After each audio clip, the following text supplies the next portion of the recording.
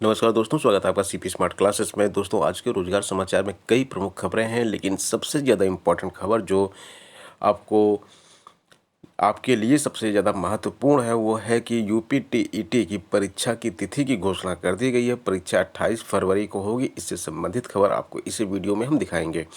दूसरी इम्पोर्टेंट खबर है RRB NTPC admit card download होने लगे 28 दिसंबर से आपकी परीक्षा है। और तीसरी इम्पोर्टेंट खबर जो है वो है कि पीसीएस के साथ 5 अन्य परीक्षाओं के परिणाम यूपीपीएससी आयोग ने घोषित कर दिया है। टीजीटी पीजीटी आर्ट कला के 813 पदों पर भर्ती होनी है। बहुत से छात्र अप्लाई करने की कंडीशन से अनभिज्ञ हैं। उनको मालूम ही नहीं कि वो अप्लाई कर सकते हैं कि नहीं कर सकते हैं, खासतौर पे महिलाएं। बिना बीएड के इंटर कॉलेज में शिक्षक बनना है तो आर्ट के माध्यम से आप शिक्षक बन सकते हैं। और इस परीक्षा की तैयारी के लिए हमारे चैनल के माध्यम से ऑनलाइन क्लास शुरू कर दी गई है। इसके बारे में भी जानकारी आपको इस वीडियो में मिलेगी। तो दोस्तों, शुरू करते हैं वीडियो। आगे से बढ़ने से पहले जो छात्र पहली बार चैनल पर आए हैं, चैनल को लाइक और सब्सक्राइब कर ले और शुरू करते हैं। देखिए, 28 फरवरी को यहाँ पे लिखा हुआ है कि टीटी परीक्षा 2020 का आयोजन किया जाएगा। प्रदेश में राज्य शिक्षक पात्रता परीक्षा टीईटी 2020 का आयोजन 28 फरवरी को किया जाएगा। परीक्षा नियामक प्राधिकारी सचिव अनिल भूषण चतुर्वेदी ने शासन को टीईटी फरवरी के अंतिम रविवार को कराने का प्रस्ताव भेजा। शासन की ओर से मंजूरी मिलने के बाद आगे की कार्रवाई शुरू की जाएगी। प्रदेश सरकार ने परीक्षा नियामक प्राधिकारी को फरवरी में टीटी कराने की मंजूरी दी थी।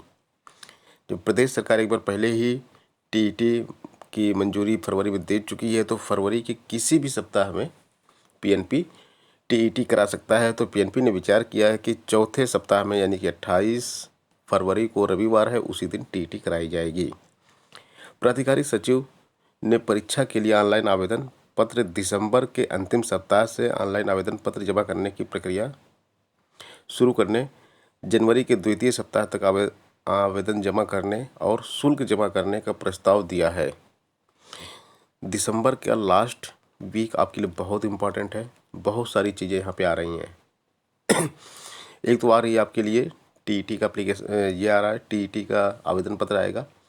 टीजीटी पीजीटी का रिवाइज्ड नोटिफिकेशन आएगा।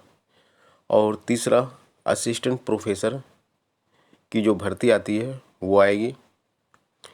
तो इस तरह से जो है बहुत ही इम्पॉर्टेंट है आपके लिए दिसंबर का ये लास्ट वीक। पीसीएस मुख्य परीक्षा का परिणाम घोषित कर दिया गया है। उसके साथ साथ आयोग ने सहायक सांख्यिकी अधिकारी के 93 पदों का परिणाम घोषित कर दिया, जिसमें सामान्य श्रेणी के 47, ओबीसी के 25 और एससी के 19 अभ्यर्थियों को सफलता मिली है।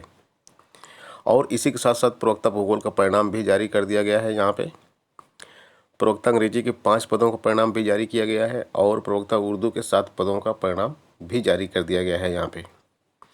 तो प्रवक्ता अंग्रेजी के जिन छात्रों का चयन हुआ उसमें शशांक मिश्र है, हरिओम पांडे हैं, महेंद्र सिंह है, मोहन कुमार यादव, दिनेश कुमार का चयन किया गया है। और इसी तरह से प्रवक्ता भूगोल में धर्मेंद्र सिंह, आलोक सिंह, अंगद कुमार को चयनित किया गया है। प्रवक्ता उर्दू की बात करें तो यहाँ पे मोहम्मद खालिद, मोहम्मद शाहिद, अयाज मोहम्मद, मोहम्मद इरफान, फसरुर रहमान, शमशाद अहमद और आनंद जी राव इसमें शामिल हैं। उन शिक्षकों का स्थानांतरण का आवेदन निरस्त कर दिया गया है जो सेवा की अवधि पूरी नहीं करते हैं। सेवा की अवधि इसमें लिखा था कि पुरुष शिक्षकों के लिए 5 वर्ष सेवा की अवधि और महिला शिक्षकों के लिए मिनिमम 2 वर्ष की सेवा की अवधि अनिवार्य थी, लेकिन अर्हता पूरी न करने के कारण भी लोगों ने आवेदन कर दिया था, तो उनके आवेदन निरस्त कर दिए गए हैं। और इसमें एक चीज़ और लिखी हुई है कि यहाँ पे लिखा हुआ है कि स्थानांतरण की तिथि की गणना 17 दिसंबर 2020 से करने के चलते अधिकांश महिला शिक्षिकाएं 2 वर्ष की सेवा की अवधि पूरी कर ले रही हैं। ऐसे में महिला शिक्षकों के आवेदन मान्य हो गए हैं। सचिव बेसिक शिक्षा परिषद प्रताप सिंह बघेल की ओर से जारी आदेश में कहा गया है कि बीएसएस सेवा की अवधि पूरी नहीं करने वाले शिक्षकों के आवेदन निरस्त कर दें। इस बीच सचिव के आदेश के बाद जिलों में 23 दिसंबर से ही अंतर जनपदीय स्थानांतरण के लिए काउंसलिंग शुरू हो गई है। काउंसलिंग पूरी होने के बाद 30 दिसंबर को स्थानांतरण की सूची जारी कर दी जाएगी।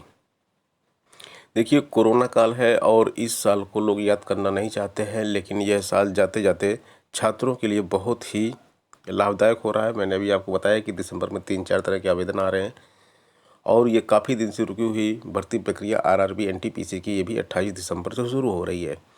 तो ये दिसंबर इस इम्पॉर्टेंट है और दिसंबर के साथ साथ दिसंबर का लास्ट वीक आप लोगों के लिए इम्पॉर्टेंट है।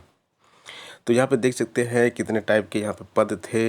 इनका 28 तारीख से एग्ज़ाम शुरू हो रहा है। इनका एप्लीकेशन जो इन्होंने अप्लाई किया था उसके लिए एडमिट कार्ड यानी कि प्रवेश पत्र डाउनलोड होना शुरू हो गया है और ये सारे पद थे। इसमें बहुत सारे पद आए थे एनटीपीसी में।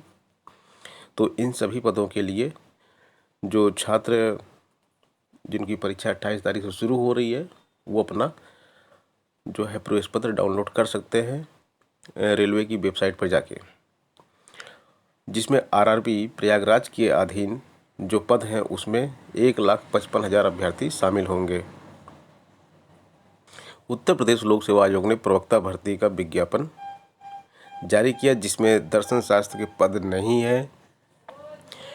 तो छात्रों ने दर्शन शास्त्र को भी शामिल करने की मांग की है। प्रतियोगी छात्रों ने उत्तर प्रदेश लोक सेवा आयोग की जीआईसी प्रवक्ता भर्ती में दर्शन शास्त्र विषय को शामिल करने की मांग की है। एनएसयूआई के सत्यम कुशवाहा ने कहा कि यदि दर्शन विषय इतना अनुपयोगी है तो उसे संबद्ध संस्थाओं जैसे आईसीपीआर, अखिल भारतीय दर्शन परिषद, उत्तर भारत दर्शन परिषद, बिहार दर्शन परिषद, आईपीसी, एसपीसी आदि का क्या महत्व है। मांग करने वालों में doctor Manoj Mishra, doctor Neeraj, doctor Ganesh, doctor Manoj, doctor Sunil मौजूद रहे। आरओ परीक्षा में 91% अभ्यर्थी शामिल हुए। एग्जैक्ट प्रतिशत जो है 90.92 है। ये 5,321 अभ्यर्थियों को परीक्षा देनी थी, लेकिन परीक्षा में 4,838 अभ्यर्थी उपस्थित हुए। परीक्षा संपन्न हो चुकी है। प्रयागराज में सबसे ज़्यादा उपस्थिति दर्ज कराई गई 93.2, लखनऊ में 89.37 और गाजियाबाद में 86.32। आरओ निबंध की परीक्षा में पहले खंड में साहित्य समाज की पुनः सृष्टि, वर्तमान समाज और युवकों की रचनाशीलता, वर्तमान लोकतंत्र की दशा और भावी स्वरूप में से किसी एक पर निबंध लिखना था। और अब ये परीक्षा संपन्न हो चुकी है। छात्रों को अब रिजल्ट का इंतजार है। माध्यमिक शिक्षा विभाग के स्कूलों में अगले साल केवल 235 दिन पढ़ाई होगी। इनका अवकाश का कैलेंडर यहाँ पे जारी कर दिया गया है। इस डेट में अवकाश घोषित किया गया है। 14 जनवरी, 20 जनवरी और 26 जनवरी। जनवरी में 3 अवकाश हैं। फरवरी की बात करें तो फरवरी में भी 3 अवकाश है। मार्च की बात करें तो मार्च में भी 3 अवकाश है। अप्रैल में भी 3 अवकाश है। 3, 2, 5 अवकाश अप्रैल में है। मई में 2 अवकाश, उसके बाद तो छुट्टी हो ही जाती है। फिर बाकी इसी तरह से आगे भी अवकाश हैं, आप लोग देख लीजिएगा। पीसीएस मुख्य परीक्षा का परिणाम जारी कर दिया गया है और कुल 4,783 अभ्यर्थी पीसीएस की मुख्य परीक्षा में बैठे थे और इसके बारे में डिटेल इन्फॉर्मेशन मैं कल शाम के वीडियो में आपको दे चुका हूँ। 21 जनवरी से पीसीएस 2020 की मुख्य परीक्षा होगी।